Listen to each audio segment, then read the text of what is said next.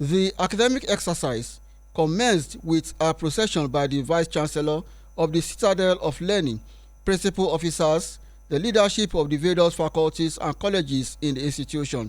Professor Owoeye, who said that Nigerians were experiencing one of the most difficult economic crises characterized by hyperinflation due to fuel subsidy removal and massive depreciation of the nation's legal tender, blamed political leaders for the economic mismanagement of the commodity boom like cocoa, groundnut and palm products of the three regions of Nigeria, as well as the oil boom eras of 1970s.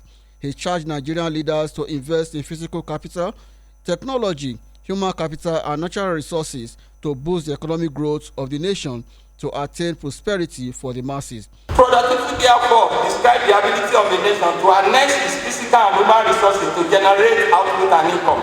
While non-economists may attribute the increasing poverty rate in Nigeria to many factors: corruption, tribalism, nepotism, poor policy implementation, etc., economists can just aggregate all this under one root cause: low productivity. Professor Owoeye, who acknowledged Nigerian youths for their exploits in the entertainment industry, lamented that same did not translate to prosperity for the generality of the people.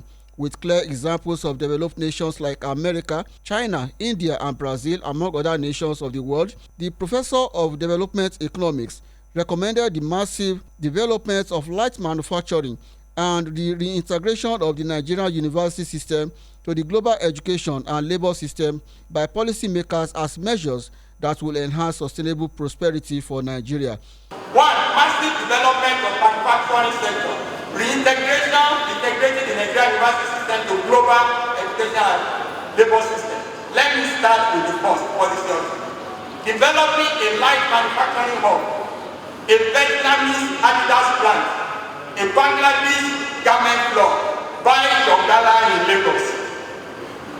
A key driver of productivity is the diffusion of knowledge through high income and highly productive nation to poor nation. The Vice-Chancellor of the institution, Professor Ayodele, who applauded the inaugural lecturer for his in-depth knowledge and explanation of the topic, commended Governor Biodo Yebanji for creating an enabling environment for academic excellence through infrastructural development of the Ivory Tower.